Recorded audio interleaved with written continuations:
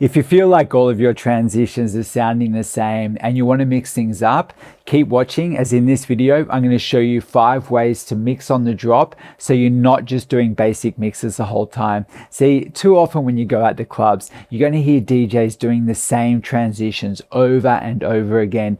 The most common transition of all, mixing on the outro. Now, don't get me wrong, there's nothing wrong with mixing on the outro. If you put on a track and it gets a really great response, man, absolutely play it. But honestly, as a DJ, it is your job to read the floor and control energy, not just through track selection, but also how much of each track you play and even how you transition between tracks. So let's get practical. Let's say you're mixing in a new track and it goes to the drop and the drop's kind of uninspiring and you want to beef it up a bit. Then what you could do, you could go for a double drop, man. Now, to make this work, I suggest finding tracks that are not only harmonically compatible, but also tracks that have a similar energy and feel. Plus, you're going to want to set cue points to assure the drops of both tracks line up. Now, to set your cue points, go and find the first beat of the chorus, also known as the drop, and then set a cue point 16 bars earlier. So for this song here, so it's building up to go to the drop, and I'm like, you know what? I love that bit because it's familiar. But this drop here, I'm like, you know, it's not exactly great. So I'm thinking, wow, maybe I can mix something on it. So over here, I've gone and found the drop and also put a cue point 16 bars earlier. Here's the thing, okay, whether or not to use sync or not. Honestly, I never really use sync. I love beat matching. But when replacing the drop or doing double drops, that's the hardest place to beat match because you haven't actually got a lot of beat there. See, there's not a lot of bass in those parts. So honestly, my theory on using sync is if you know how to beat match, you can use sync, okay? But you definitely have to know how to beat match. I'm a confident beat matcher. I love beat matching. But then again, you know, it's modern tech. Why not use the tools? And it allows us to be more creative in the way that we transition. So, man, please forgive me. I'm going to hit sync on these. Okay, let's go. So, coming up to the cue, 16 bars earlier. Oh, I don't need my headphones. Oh no. Oh, I feel sad. Okay, so got that ready. I reckon as far as EQ goes, I want the bass to be dominant from the first beat. So as I bring up the volume, I turn that back. But if I want to play it safe and keep in the background, maybe I could take these down just a tad, okay? In the next one, we'll talk about smashing it in hard. But this is now playing a little bit safe. I'm going to bring up the volume on the one and simultaneously take this out. So we don't have bass on bass. Beautiful. And now I can work these in. Allows me to come in a little bit underneath.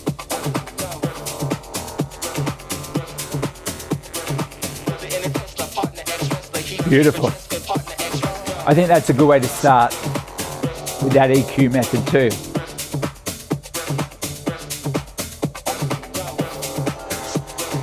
Okay.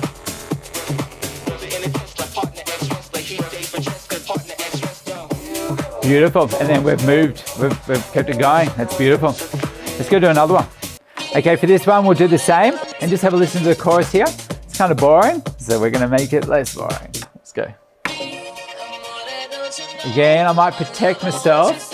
For this one, just have them down as I bring up the volume, take out the bass simultaneously. So you see here, I'm sort of playing these breakdowns where I'm giving people some familiarity, but then I'm keeping it moving by being unique in the way that I transition. Sugar.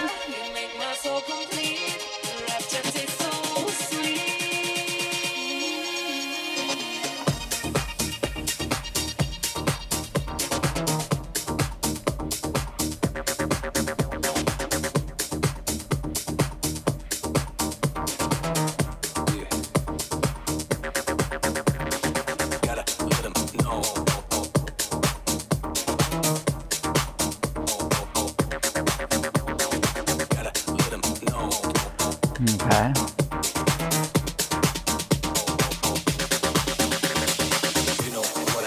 Okay, too easy.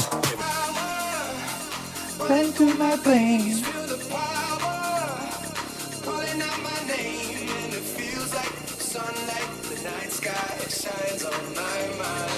On my mind.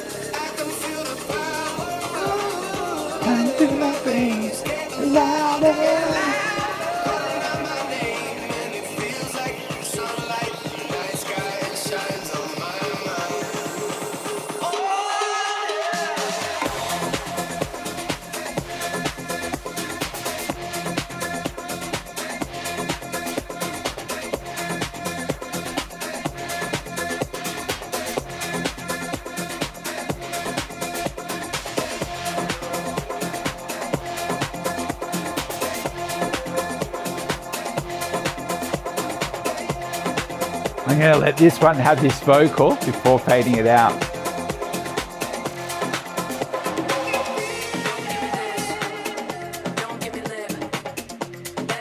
Beautiful. I go mixing a new song. I could have used that as a bridge, and I could mix in an Afro house song now. And I'm kind of keeping that set moving.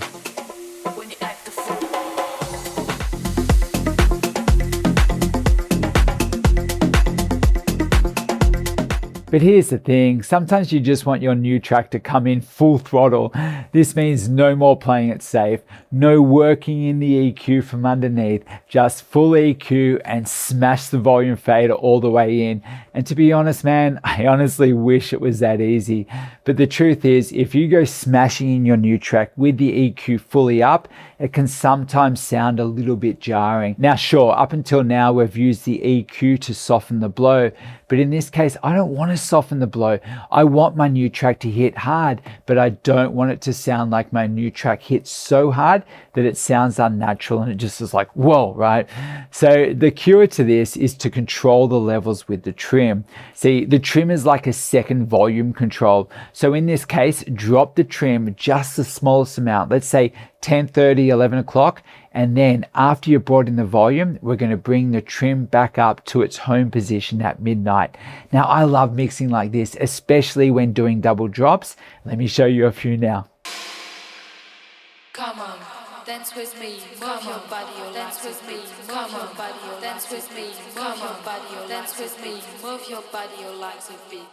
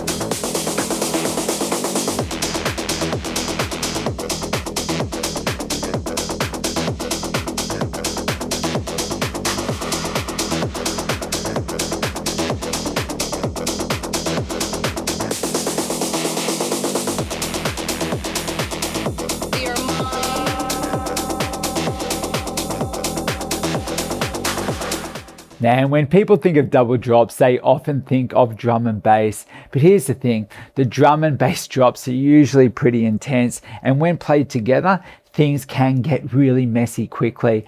So another way we can double drop is to have both choruses playing, but chop between them using the volume faders, kind of like a call and response vibe.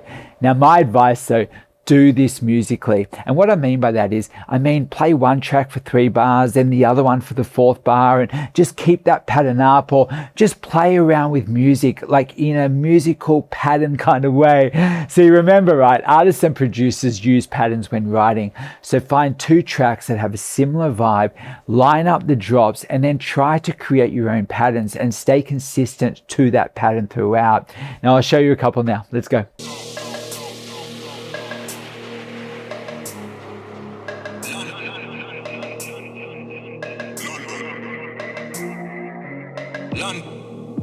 London on the top. London on the top.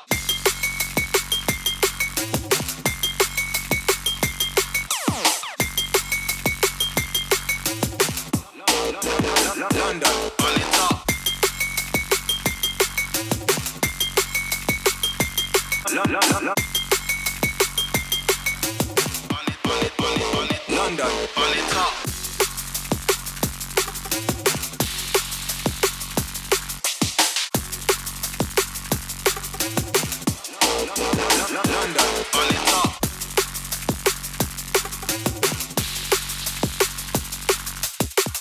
top. London on the top.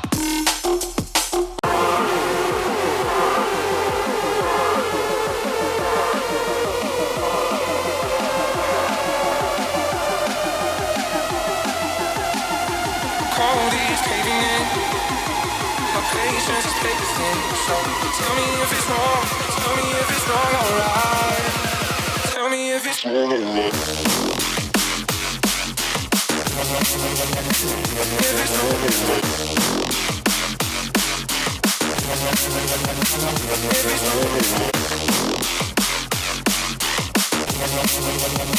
If it's wrong,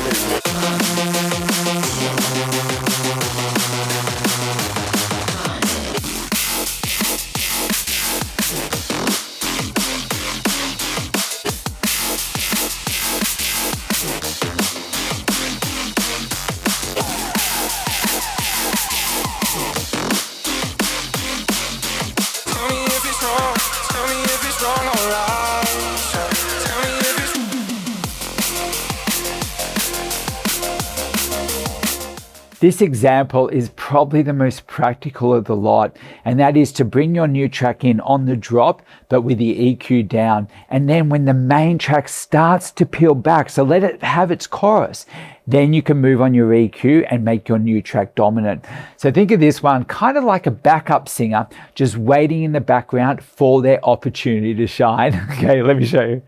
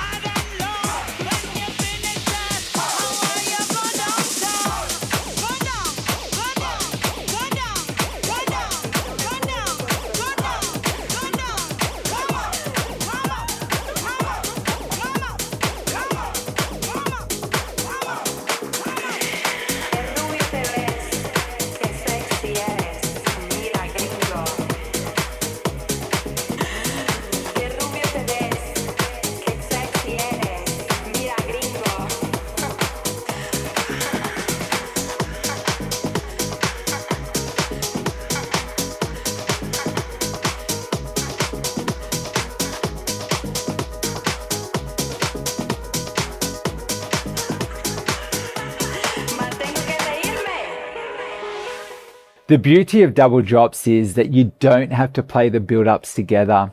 In a lot of cases, you can just smash your new track in on the drop, and most of the time that's going to be your cleanest option.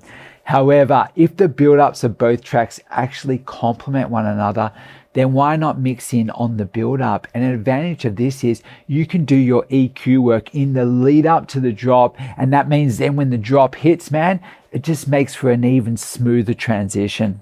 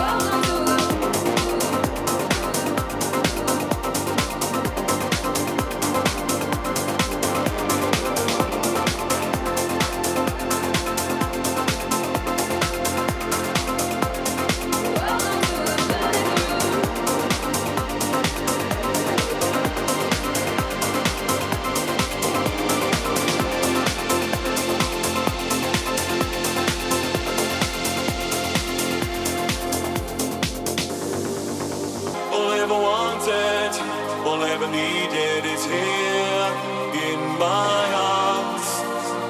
Words are very unnecessary, they can only do more.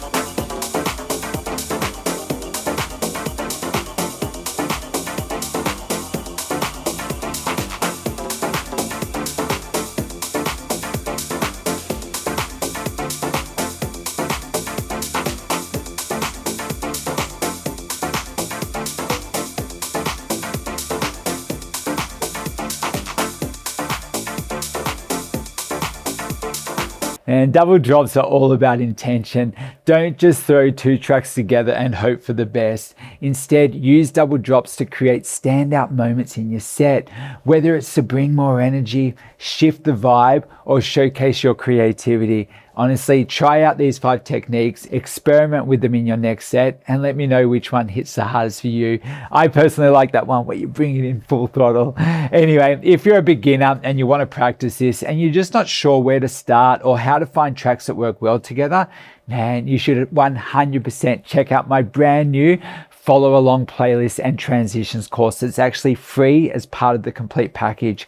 Now that course is designed to help you bridge the gap between wanting to learn to DJ and being a DJ. And inside the course, I teach 7 core transitions, and after each one, I give you a playlist that you can immediately jam through. That's going to help you get in the reps, and by the course's end, you're going to be able to build flowing sets with confidence using a range of transitions instead of just relying on 1 or 2. Now the follow along playlist and transitions course is available for free as part of my complete package, man, which is on sale right now for under $200. It's like got everything that I've ever created.